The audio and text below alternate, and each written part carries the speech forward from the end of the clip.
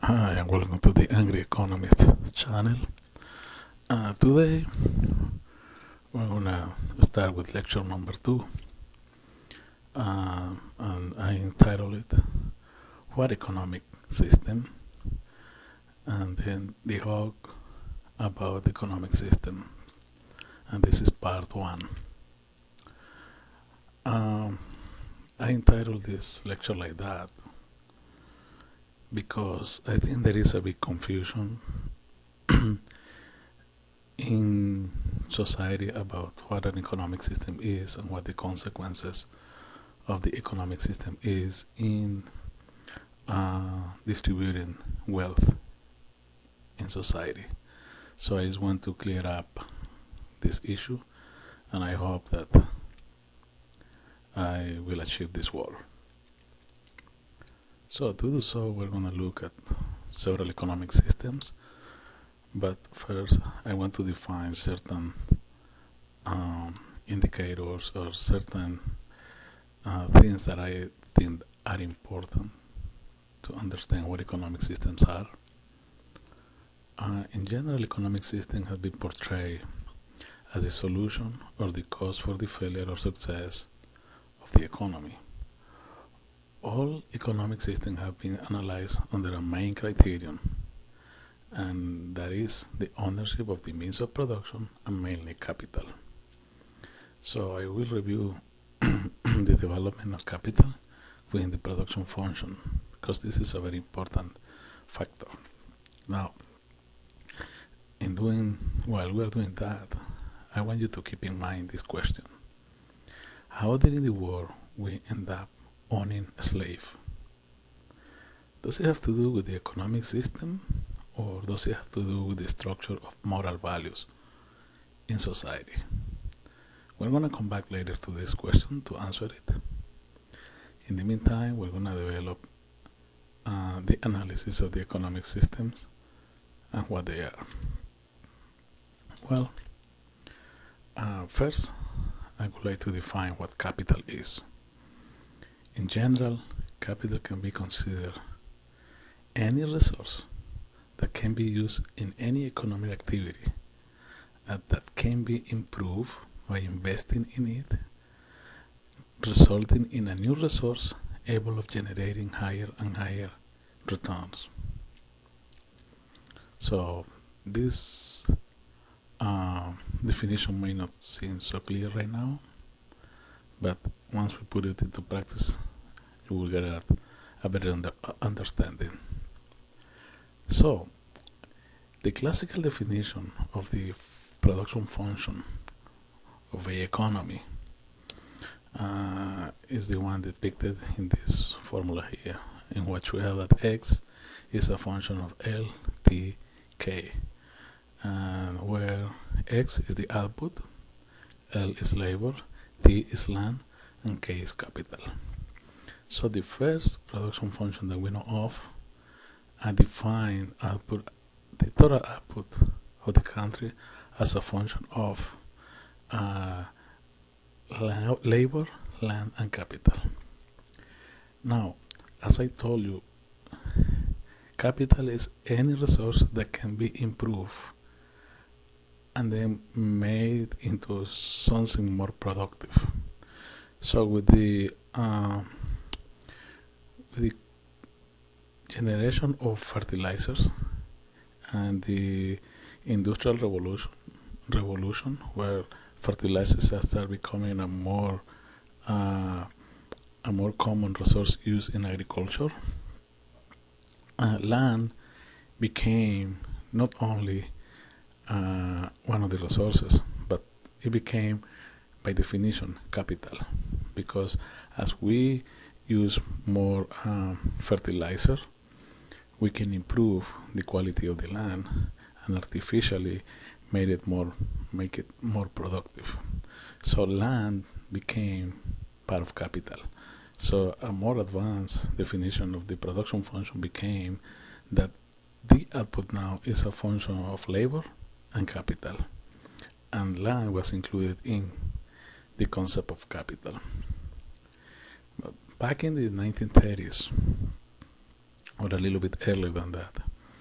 One economist analyzed the growth in human ability to become more productive and generate higher returns for himself.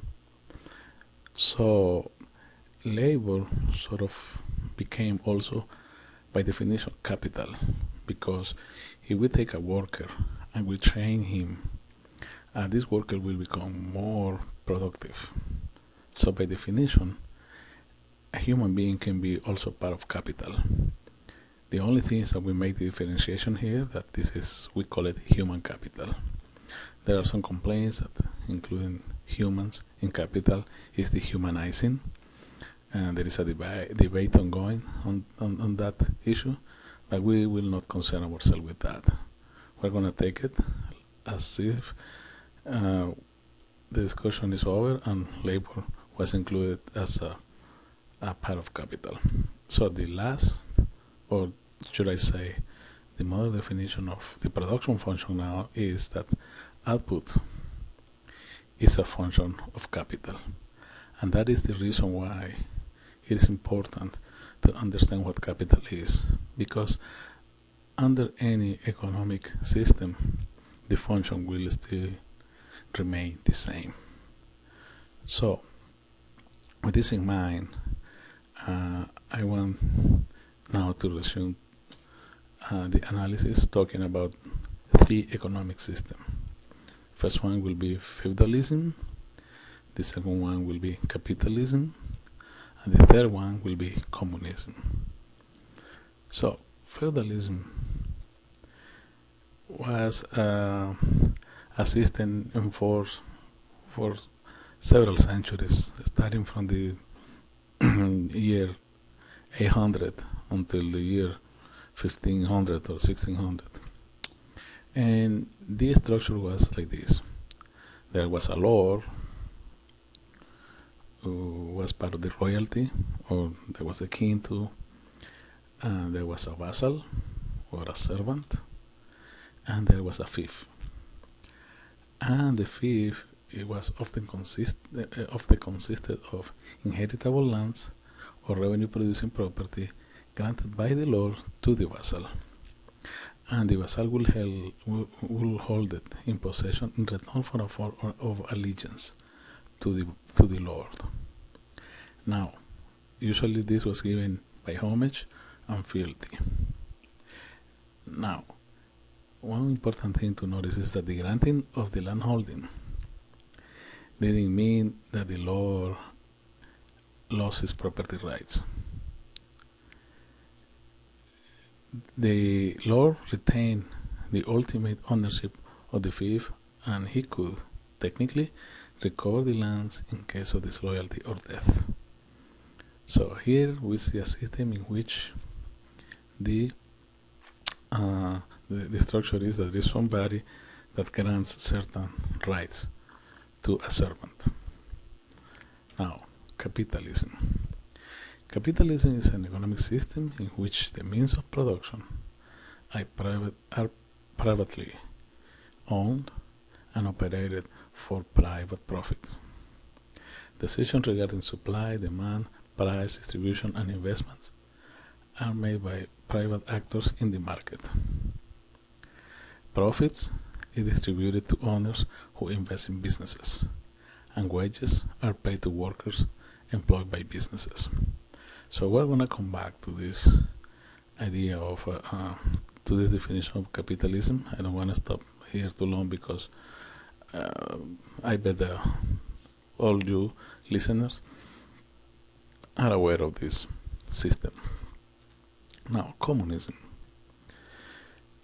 Communism is defined right now as a socio-political movement that aims for a classless society structured upon communal ownership of the means of production and the end of wage labor and private property. Wage labor, whatever it means, because everybody gotta work anyway.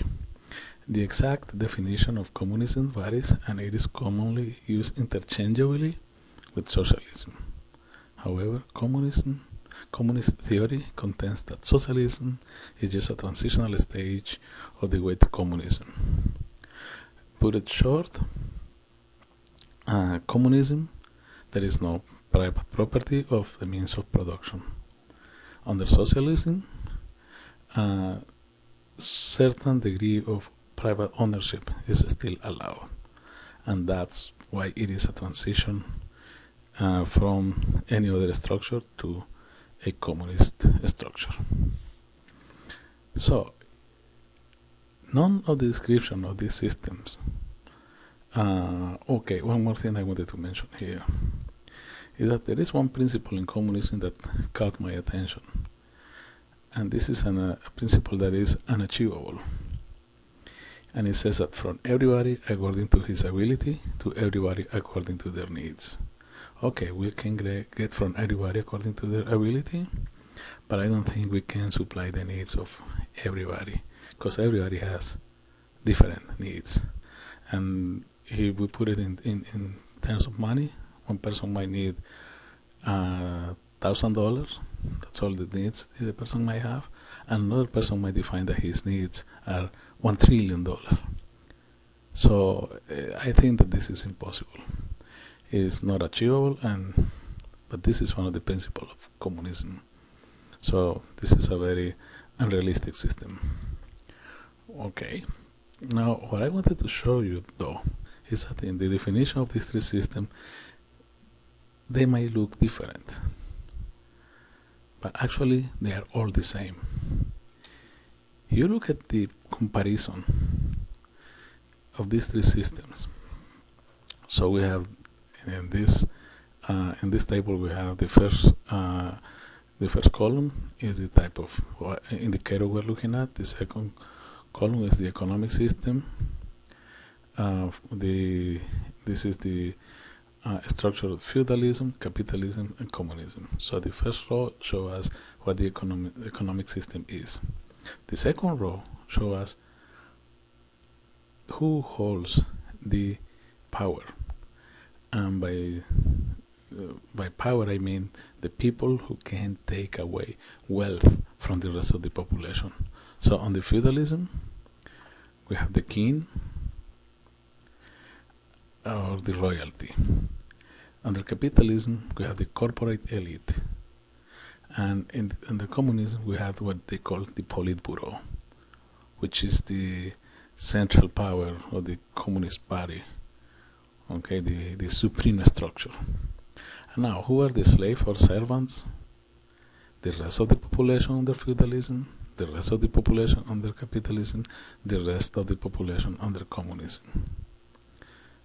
So this just shows us that the power structure doesn't change regardless of what economic system we're looking at. So I don't think that there is any difference in the power structure in any of these systems. There is always a small elite in either system that holds the power and got the means to take away the wealth from the rest of the population. So we're going to stop here, and we're going to continue this lecture in the next part.